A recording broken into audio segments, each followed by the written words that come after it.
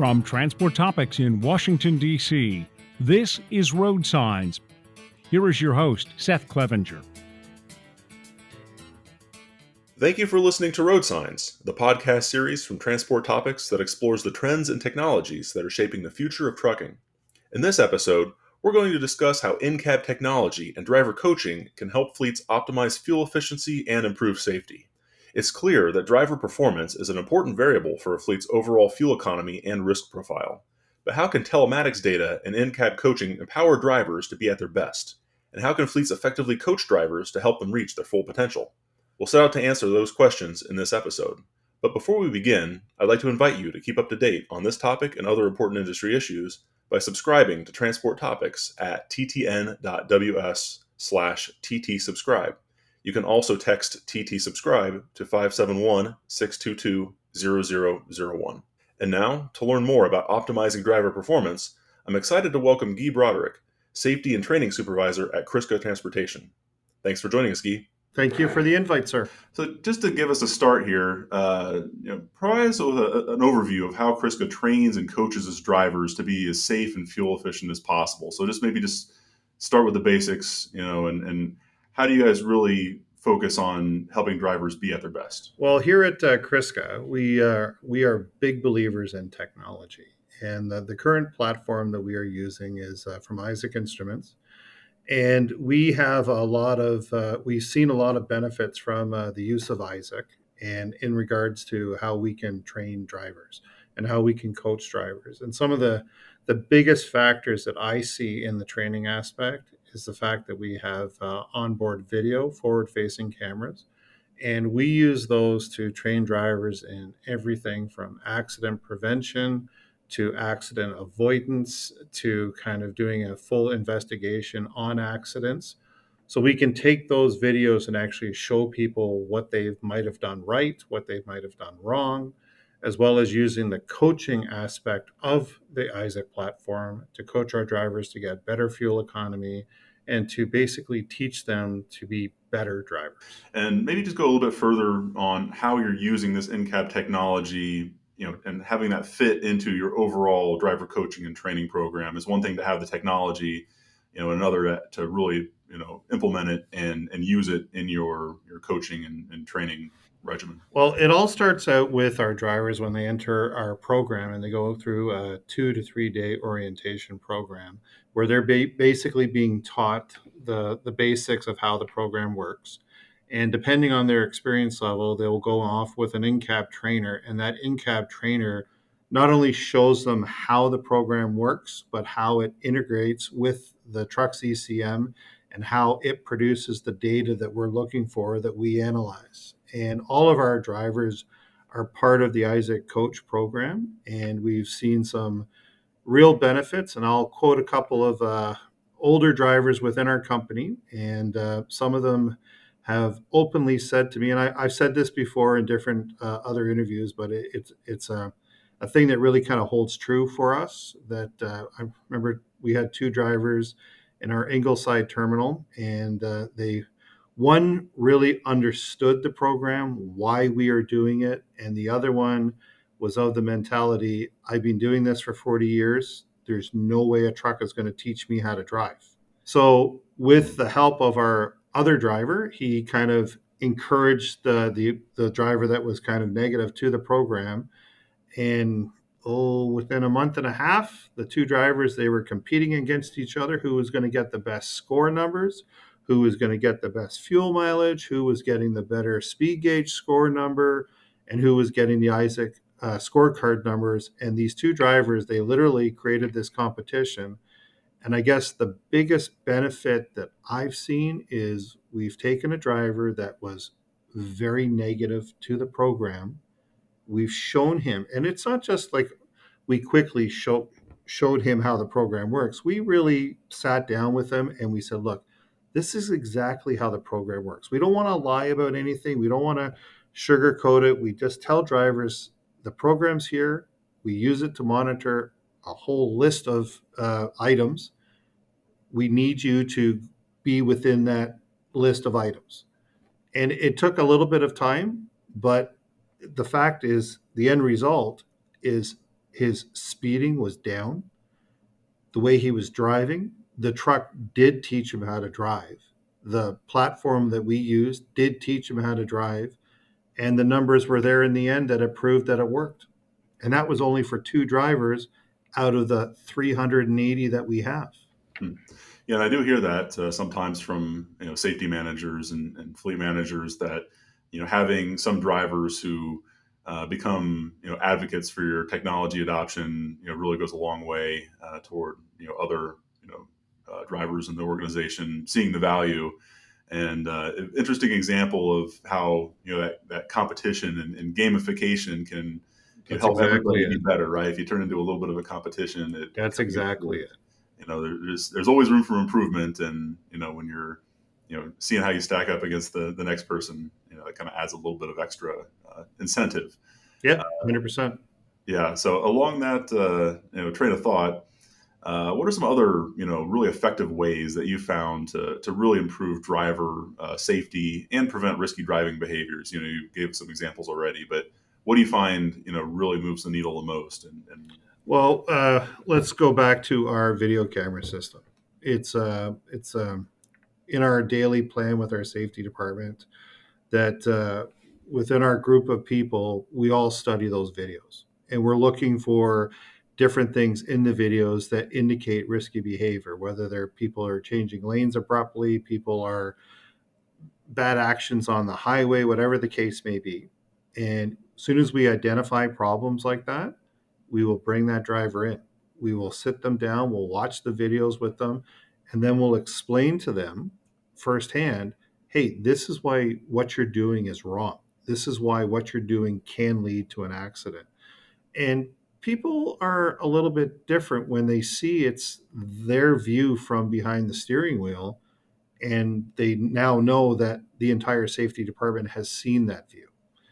And in other cases, we'll look at situations if a driver is getting a lot of hard brakes, a lot of hard turns. It indicates that on our platform that we use.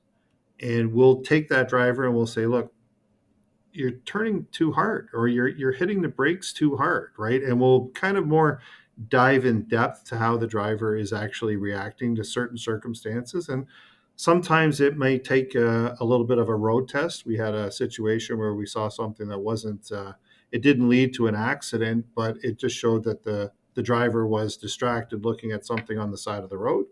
And we said, you know what? We're not happy at what we saw. We bring the driver in, we explain everything, we show them the video, and then we make arrangements to do another road test with that driver just to make sure that they realize that, hey, my actions are being watched by not just one person, but by a whole team of people. And we've seen a lot of positive reaction to that. And on top of the Isaac platform, we use another program called Speed Gauge, which is a speed monitoring program. And we've seen incredible results with some drivers. We have it's based on a scoring system. For our corporate fleet, the scoring system is a benchmark number of 750. The highest you can get is 850. And we've had some drivers that had low numbers. And when they see how we monitor the program and how we're looking at this, like I get 2 emails a day, 3 a week, and then I get a full report at the end of the month how our drivers have scored. And if a driver is kind of lower on the scale, once again, we will bring them in. If we need to put them through some online training to get them to lower their speed so they don't have that heavy foot, we will do that. And kind of digging in a little bit further on the fuel economy side of driver training and driver performance, of course that can be tricky because there are so many different factors that influence fuel efficiency, right? I mean, it's the equipment itself, having late model equipment that tends to be more fuel efficient than older vehicles. Aerodynamics play a factor. Tire management is a big factor for real world fuel economy, but usually what I hear is that probably number one on the list is how the driver operates the vehicle. First off, do you agree with that? And just how impactful is driver performance, compared with some of those other factors? Well, I think the big factor that a lot of people kind of negate in fuel economy, it's the kind of loads that you're pulling. Now, Kriska is a very diversified fleet where we both run container units, we run container train units, as well as Tridem trailers here in Ontario, and tandem trailers down in the US. All of our equipment is spec'd for aerodynamics. Like we cut everything down to cut the amount of fuel that we're actually using, but a lot of it is based on how a driver drives. So that's the lovely thing about the Isaac coach tool that we use, is the drivers are looking at the shifting, the way how hard they're pushing on the accelerator, all those factors. When you mix that, we've seen positive results for it. And of course, it's also important, to if you're gauging how your drivers are performing, is important to take all those factors into consideration. What kind of load are you hauling, right? Yep. You get a better score just because you're deadheading or hauling a light load. Exactly, right. And that's a lovely thing. Well, I think if anybody's going to be researching this kind of program to use within their fleet, they need to have a program where people can actually see right hands on what the kind of score that they're getting. Because you're right. Sometimes we move a lot of cheese product here in Ontario. Those are all done on Tridem trailers. That's not going to get the same fuel economy as someone that's taking a tandem load out to the Midwest, or someone that's driving through the mountains of Pennsylvania, right? It's those are all different factors. And what's the lovely thing about the program that we use is drivers can see firsthand at the end of the month, hey, my fuel economy improved. Oh, hey, my fuel economy went down.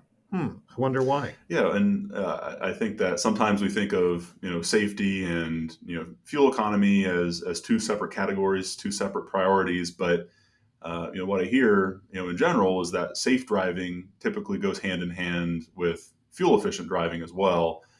From what you see in the real world, Guy, at your fleet, how well do those two both important priorities go hand in hand as you train your drivers? 100%. Like, well, I've said this comment before, and my father was never a truck driver, and never worked in transportation. But one of the things that he taught me when I was like at 16, learning how to drive a car, is you never do jackrabbit starts at a traffic light, and you always pace yourself between the lights, because you got to think about your fuel economy, right? Well, we teach the same thing to our truck drivers, right? You don't want to put your foot into it right at the lights. You want to watch how the truck is shifting. Now, with our trucks, 90% of our fleet is automatic, right? We do have some manual transmissions in the fleet, but primarily we do spec our trucks out with automatic transmissions. But even though it's an automatic, it's how you're driving it will have a direct reflection on your fuel economy. So we teach people that, and we have an amazing driver team of over the road trainers, and they will teach new drivers, because let's face it, people, when they're going through school learning how to drive, it's real world, but it's not real world, right? They're not teaching you to go up and down the mountains in PA. They're not teaching you how to crest a hill or how to pace yourself going down a hill. So that's why our training team teaches those drivers, and they teach them the different techniques to get that good fuel economy. Shifting gears here a little bit, I want to talk a little bit more about the coaching side of the business, and of course, you've already mentioned and discussed the importance of drivers understanding that the safety team, that the whole organization cares about safety. You're focused on how the drivers are performing, and they know that. But when you do have a driver who's underperforming, how do you find is the best way to coach them in a way that's constructive, that inspires them to improve, and it doesn't just feel like they're being punished?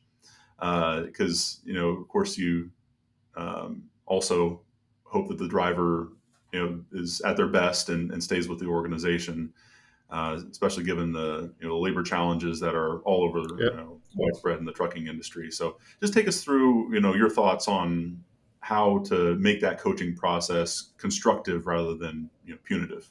Well, I'll give you a few examples on from the coaching side of the platform that we use.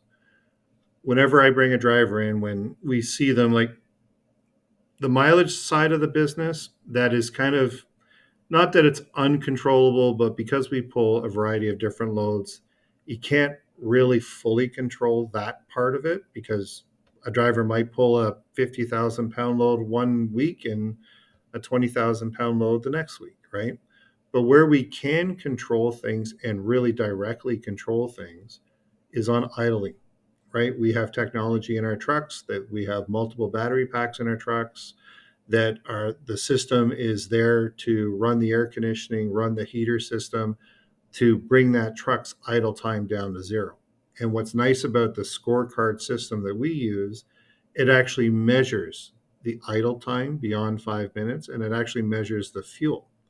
So the way I find teaching drivers is to give them as much information as possible. So we'll go back in the scorecard system. And if someone is really kind of underperforming on a whole bunch of areas, like it could be from the way the scorecard is, because we see that they've had a lot of hard braking, a lot of hard turns and everything. We'll bring them in, we'll show them not just one or two videos, we'll show them a whole series of videos on their driving habits. Then we'll go back months, not just days, months into their program to say, hey, this is how you scored back in December. We had our talk in December. You told me that you were going to change. Here's the results for January. Here's the results for February. And we do the exact same thing with speed gauge. I find with working with that program, I will sit with a driver. I explain everything. We have nothing to hide. I will go back 6 months in that raw data, showing them how when they make an improvement, how it really shows a benefit to them. It gets their scores up. And we've had some incredible success stories on that side of our speed monitoring, because it's coaching. You're coaching people not to be driving at excessive speeds. Now, all of our trucks here in Ontario, as you know, the speed limit here is 100 kilometers an hour, which equals, and the governed speed is 105. With our trucks that drive down in the States, some people say, well, the speed limit, I can actually drive faster in, say, Texas, because it's more of a wide open state, but our trucks are still governed at 105. And it doesn't matter for owner operators and company drivers. Everybody's governed at 105. But with the speed side of the monitoring the program, as soon as that truck goes beyond that, say 105, 106, 107, with our platform, it actually sends the speeds back to Isaac 2 times a second, which is phenomenal that it does that. And you really get an idea of people's driving habits by looking at those numbers on a daily basis.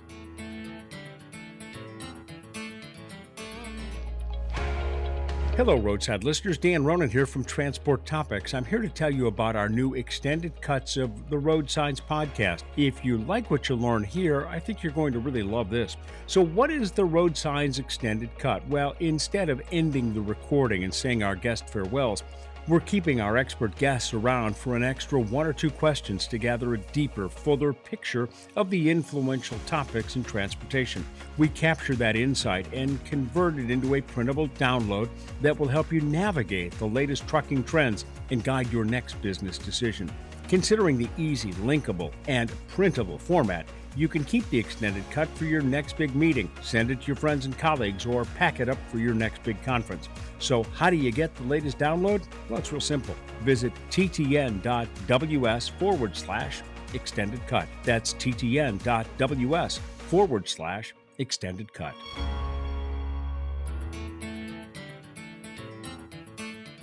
How do you decide which drivers really should receive some additional training, some additional attention? Of course, you have all these drivers. You want to focus your efforts on the ones who really need to improve the most. Are you mostly looking for them, the ones that drop below a certain benchmark, Yes. in the scorecards? Yep. And how do you just focus in on those Well, drivers and concentrate? If we're seeing a lot of video on a particular truck, right, and it's kind of disturbing video where, like, you know what, they're not paying attention, they're blowing past ramps or whatever the case may be, we will definitely bring them in for that, and we'll sit them down and we'll watch the videos, right? We don't just come down on people, because that's not going to get you the ultimate better results, right? In any kind of safety program, you have to have full disclosure of how the program works and how we monitor it. And I sit down with every driver, right? Whether it's me doing it here at our Mississauga office or our team in Prescott, our head office, doing it up there. Every driver can be sat down and we can educate them. The whole role of a safety department, in my opinion, it's not just to monitor and come down on people. It's an education point of view, because some people may have come from a fleet where that wasn't monitored or it was very lax in the monitoring of it. And it doesn't matter here at Kriska, as well as any other company within the KTG group of companies.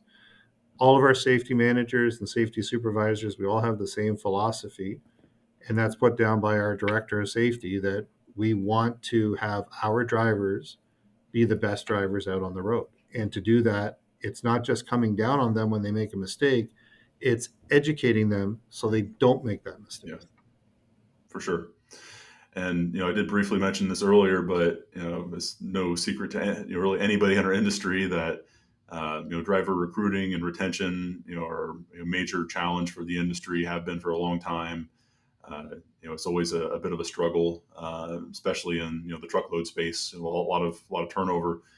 Have you found that Kriska's approach to driver coaching, to in-cab technology, has made a difference in your driver turnover rates or recruiting efforts? Because you would think that would have some link on that to that as well. Well, there's an interesting kind of scenario when it comes to that, right? Like, we all know that our industry has an aging workforce, right?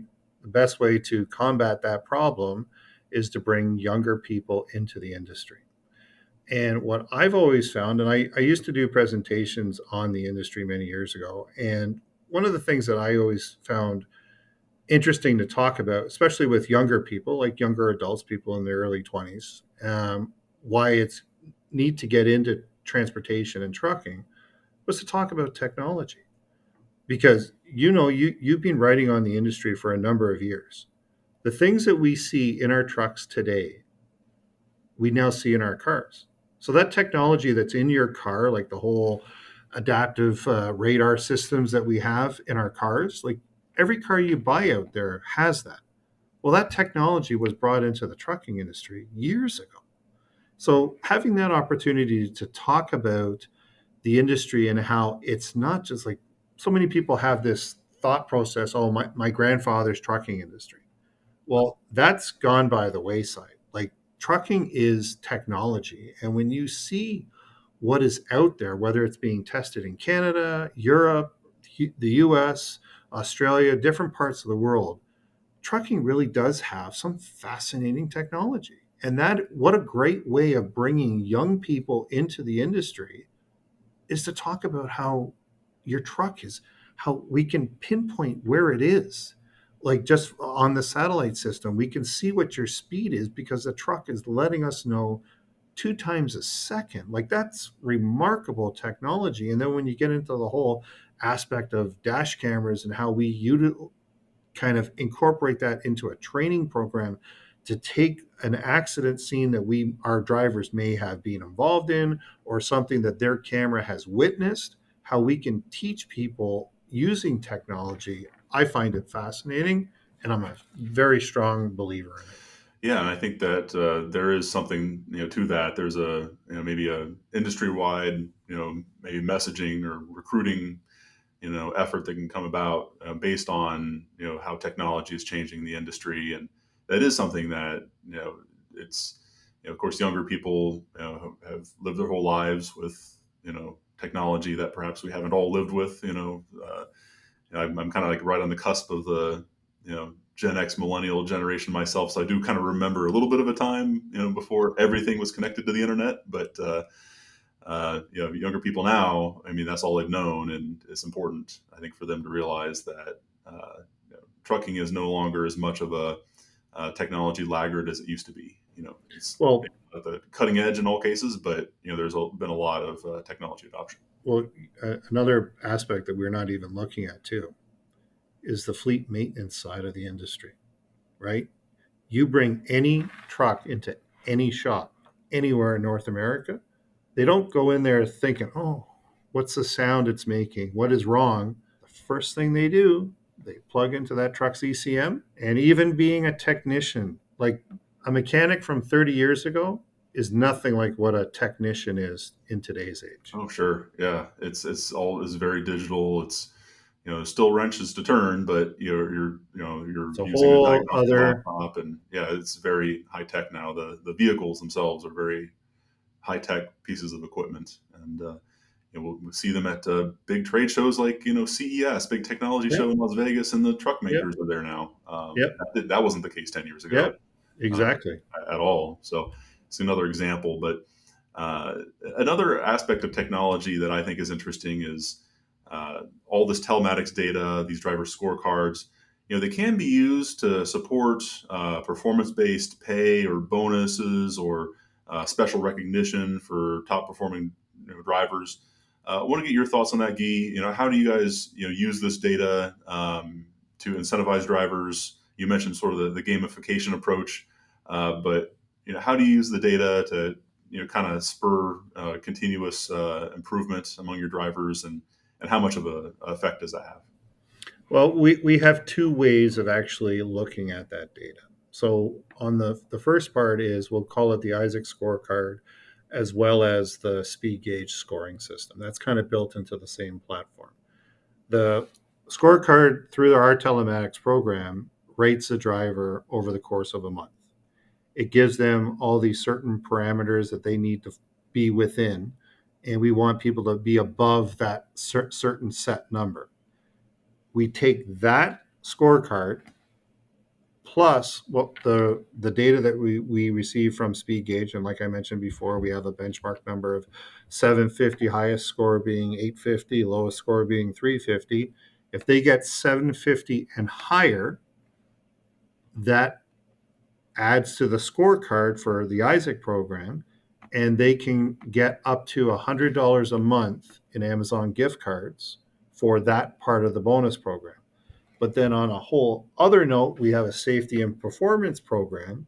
So if someone is getting a lot of incidences on their camera system, if someone is getting into situations where they didn't analyze how they were looking at things or they weren't reporting damages to trailers, that goes on the safety and performance side. And the performance part, that is one scoring system. But what I kind of work with our people at our head office on the safety side of that performance, that will actually give them, I do believe ours is an 80-20 split. So 80% on the safety side. So if they're not getting good speed gauge numbers, if they're getting bad videos, that's going to have a monetary effect on their safety score on the safety and performance side. So we have it from two ways. Yeah. Okay. Yeah. So, but built-in Oh yeah, incentivizing oh yeah, and to we've been they've had reward the same. drivers and really push them to be as safe and efficient as possible. Exactly, exactly, and that's a lovely thing about having a tool like Isaac, or there's other companies out there, but that's the lovely thing about having a tool like that is you can actually see exactly how your drivers are doing. And if a company's looking towards that kind of technology, they want to have something where the drivers can actually see it, because you're going to get more results when a driver sees how they're actually performing than just putting it up on a bulletin board once a month. One other related topic, on the safety side is insurance costs. This has been a big topic in the industry last several years. Of course, we've seen some big nuclear verdicts that have been driving up the cost of insurance and trucking for everyone. Even the safest fleets out there are seeing their costs go up. But I think that technology investments can be part of the answer to help mitigating that to some extent, either directly or indirectly. Your thoughts on that, Guy? I mean, do you think that more sort of technology enabled safety program can help the industry, especially at least the fleets that adopt the technology, start to control these costs a little bit? Well, I've been working with dash camera systems for roughly about 7 years now. When I first was introduced to them, I thought it was very interesting. People were having dash cameras in their cars at the time. I did know a few other fleets that had camera systems. I did do a lot of research to bring a certain product into my previous company. But after seeing and working with camera systems, I cannot imagine being involved in a safety department, or even if I was an owner of a company, big or small, I cannot imagine not having a camera system. That is your eyewitness account to everything that happens. And it is such a critical thing in any investigation, because like if we have an accident, like that's the first thing we do. If it didn't come through as a critical event, we order video, and we'll have that video usually within about 20 minutes. We have the video. And sometimes, it hasn't happened all the time, but sometimes the responding police department will ask our driver, can you provide us with that video? And sometimes we've had it where we've provided the video within 30 minutes of an incident, and it changes an officer's opinion, it changes their tone. And next thing you know, that other driver is being charged, or it's being investigated more on the other driver.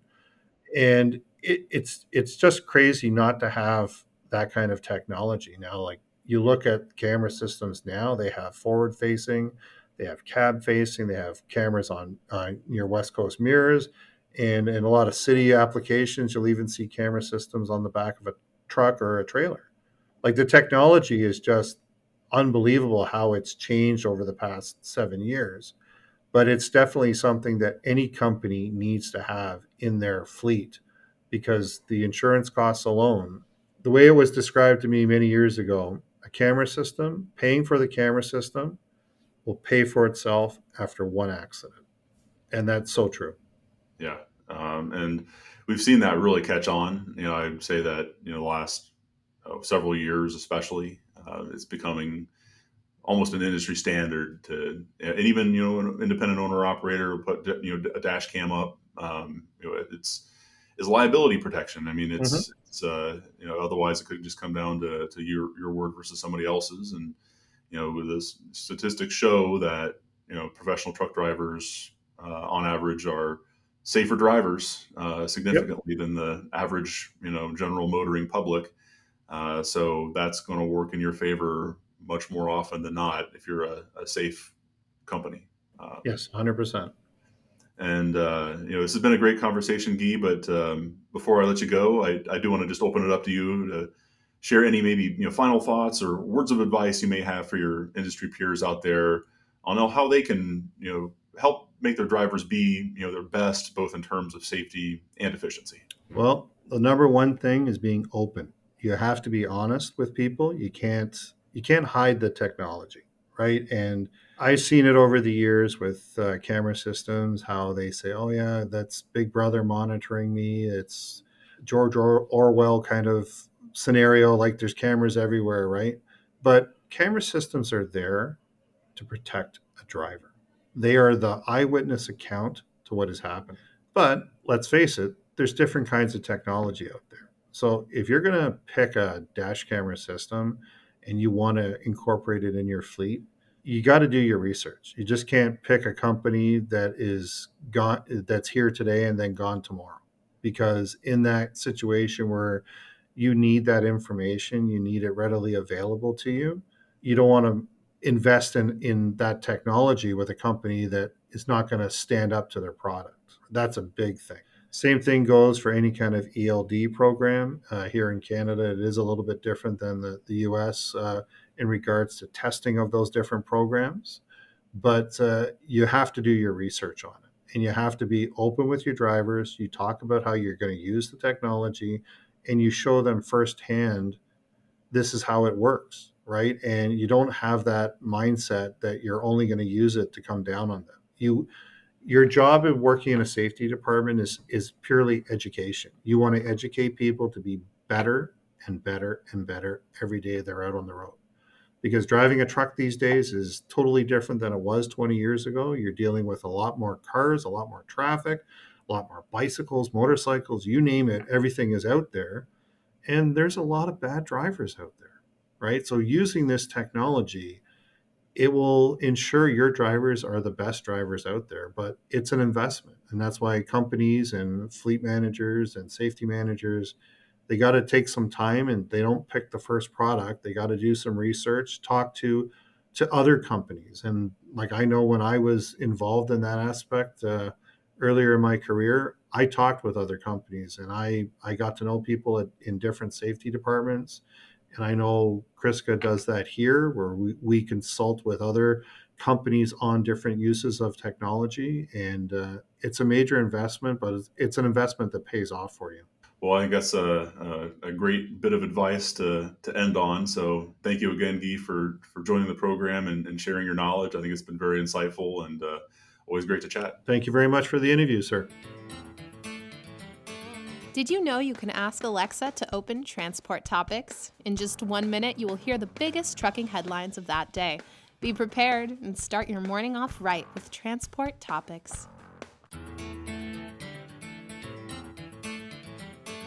Before we close, let's take a moment to revisit our original questions. How can telematics data and in-cab coaching empower drivers to be at their best and raise the bar for fuel efficiency? And how can fleets effectively coach drivers to help them reach their full potential? As we've heard during this episode, the way that a driver operates a commercial vehicle can have a major impact on overall fuel economy. By presenting real-time performance data and active coaching in the cab, drivers have the ability to proactively improve their driving performance while they're out on the road. And beyond that, driver training and coaching are cornerstones of a company-wide commitment to building a culture of safety. If you've enjoyed this episode of Road Signs, please let others know. Rate and review us on Apple Podcasts and Spotify. If my questions have sparked questions of your own, share them with me and the Road Signs team. You can email us at share@ttnews.com. We'll read them and respond daily. Also, let us know how we did by texting TT Survey to 571-622-0001. And of course, we'll be back soon with a fresh episode of Road Signs. Until then, I'm Seth Clevenger. Thank you for listening.